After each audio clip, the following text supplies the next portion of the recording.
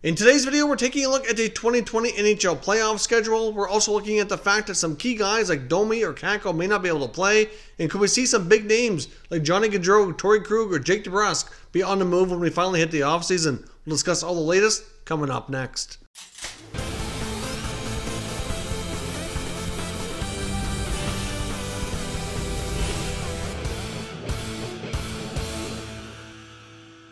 So welcome back to another video here at Top Shelf Hockey. Now, as I mentioned, we have a lot of information to cover today. Let's kick things off with what we know so far with the 2020 NHL playoff schedule. So obviously, here's a list of dates, key dates here to keep in mind as we move forward with the return to play.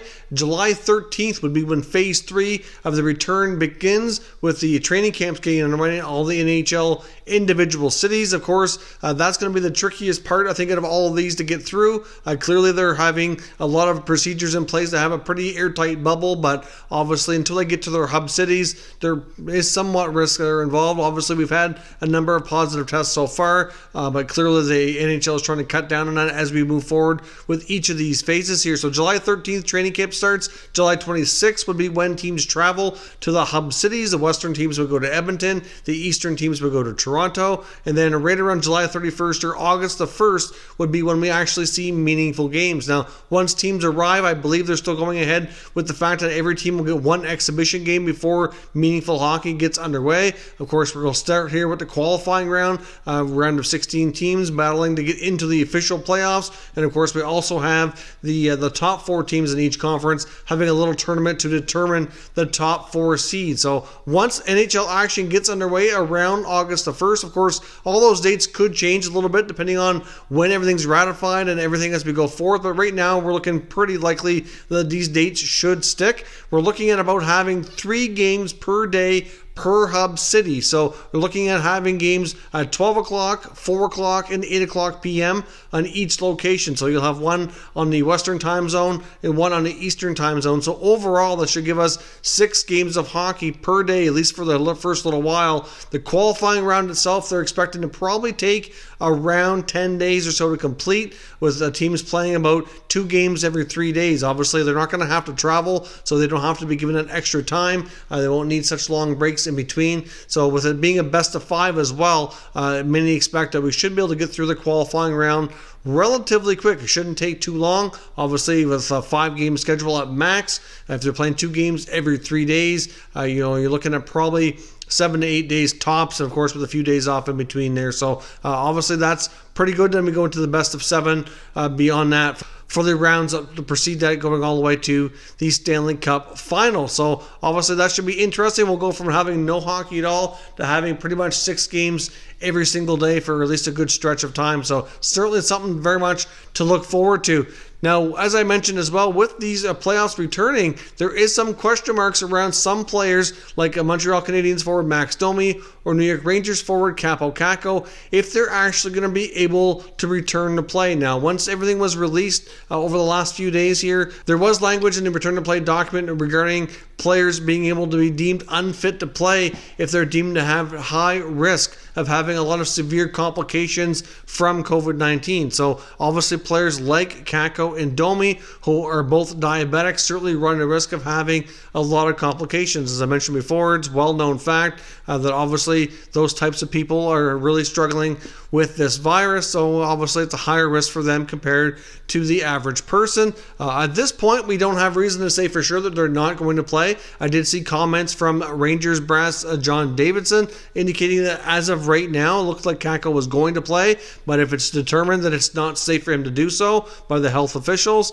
then obviously he won't be playing. And I would assume the same goes for Max Domi. Haven't seen reports obviously officially from the Canadiens organization, but clearly those are some guys that to keep in mind here that might have to withdraw because obviously, like I said, the language is there. The league's not going to want to have any serious complications. So if the health experts deem them too high risk, they may have to actually sit out, which could have some major impacts on their team. Obviously, Domi's a bigger contributor right now, at least to Montreal, than Kakko is with the Rangers, but still some key players that each of those teams would love to have in their lineup for their qualifying play-in series.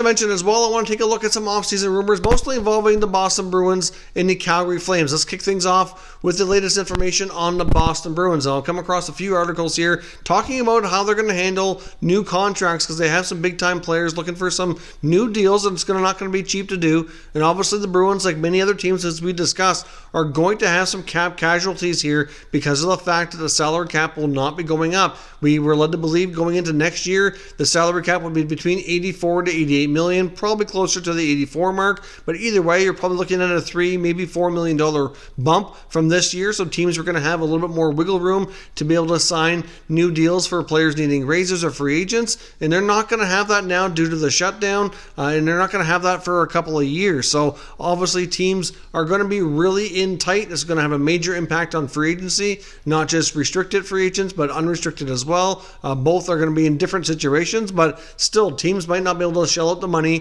for some of these guys that they once thought they would be able to. So in the case of the Boston Bruins, they're already going to be fairly tight up against the cap here. I'll give you a quick snapshot of their capfriendly.com page showing where things are at for next year. They don't have a ton of room, and besides guys like Krug and Debrusk, they do have other contracts as well. I would assume Captain Zdeno Chara likely returns. He needs a new contract. Matt Grzelcyk needs a new contract. They either need to sign or replace guys like Wiki Nordstrom. So they have other players in the mix there. Now, leading into, before anything happened with the pandemic and the NHL pause, many believe that Torey Krug was likely going to be around $7.5 to $8 million defenseman, and Jake Debrusk probably was trending towards being at least a $5.5, if not a $6 million winger, depending on where everything's at. Now, of course, Boston seems to have a way of getting contracts done, and both of these players might prove to be difficult to sign based on the structure there. Now, we've seen guys take very team-friendly deals. This seems to be the way that the leadership leads by example. Everybody seems to follow here. But you look at the contracts for guys like Bergeron and Marchand and what Chara has been paid over the years. Pasternak took a pretty sweetheart deal as well. And now these guys are coming along and are probably going to be expected by their teammates and the team to do the same sort of thing. But the question is, will they actually do it? We've heard comments before from Torey Krug saying how much he wanted to stay in Boston. He seemed to be willing to take somewhat of a hometown discount. But clearly, one thing to keep in mind, players now, because of everything that's gone on, has created a lot of uncertainty, as some of them might be forced to take short-term deals, but I don't think too many of them will be happy about it. And if they have the opportunity to get long-term security while they can, they very well might latch onto that and take it. I mean, I know the Bruins had an opportunity here. They did move David Backes out. When they traded Backes before the deadline, I really thought that was going to be enough of a savings that they would get the Krug extension done within not a very long period of time, but that contract never came, so it looked as though that all was kind of quiet even before the shutdown, and now that everything's coming back slowly here, teams are still somewhat reluctant to get deals done. I don't think we're going to see a whole lot of contract extensions or anything really until we get later into the summer or early part of the fall. Teams are still kind of trying to sort all that stuff out. But in Krug's case, if he wants that longer term contract and he wants anything close to that $7-8 million mark, he's just likely not going to be able to get that in Boston. And in the case of Jake Debrusk, we had comments from his agent recently talking about how contract negotiations were going to go. And here are some comments that certainly for me concern me that he might not be able to stick around in Boston either. He says, I really don't consider that at this point. Will it play into it? Maybe, said Villette. When asked about the internal salary structure for the Bruins, it sees Bergeron, Pasternak, and Marchand all on pretty team-friendly deals under $7 million per season. I would hope not. That's not typically how I would approach that. The one thing I would add to Jake is that you want to look at his playoff performance and what he's done in the playoffs and big games. The Toronto series from a couple of years ago, for example, he's a big game performer, and he's been a top six forward almost the moment he stepped on the ice in the National Hockey League.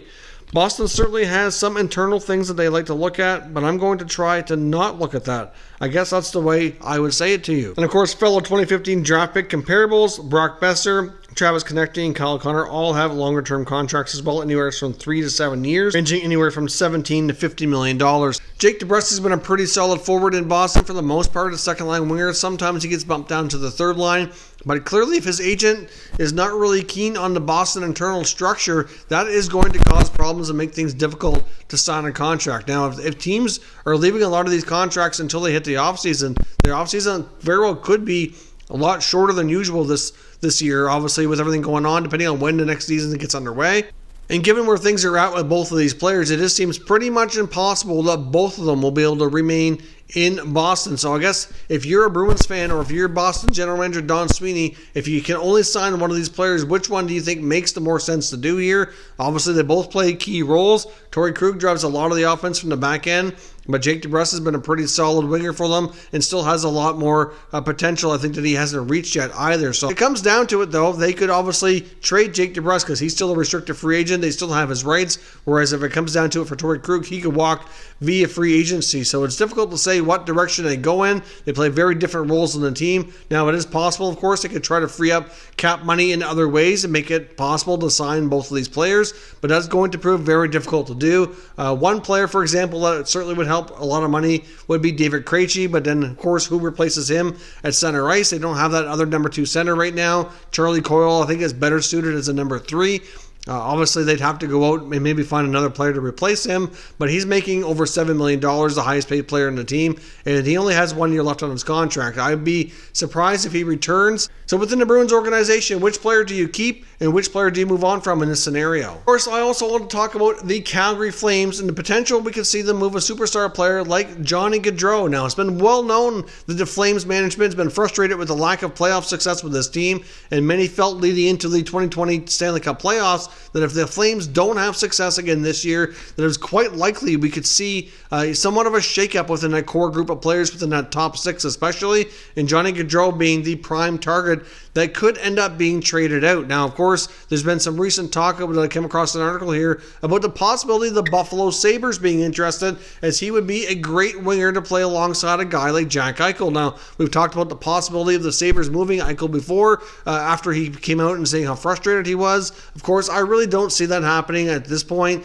I think the team is going to do everything they can under the new management team here to see if they can make this team better and make Jack Eichel happy and make him want to stay longer term, because he's clearly a big piece of their future. And bringing in a guy who he's quite familiar with in Johnny Gaudreau would make a lot of sense if they can get the deal done. Now, there's been a lot of talk that the Buffalo Sabres might want to consider trading their first round pick this year, since they didn't have good luck in the draft lottery and they're not picking as high as they were hoping for. I mean, still, 8th overall is still a pretty solid pick. They're going to get a good player if they keep that draft choice, but clearly they could go out and bring in a big-time player who could help now. Now, I don't think the Flames would trade Gaudreau straight up for a first-round pick. I think it's going to take more than that, but obviously we talked before about how the Sabres have way too many defensemen. Could they include a guy like Rasmus Ristolainen or a Brandon Montour? Maybe that would be the kind of deal to get done for Calgary. I don't know exactly what the trade package would look like, but there's been some talk that the Sabres might be interested, and the Flames, obviously, there's been a lot of talk around them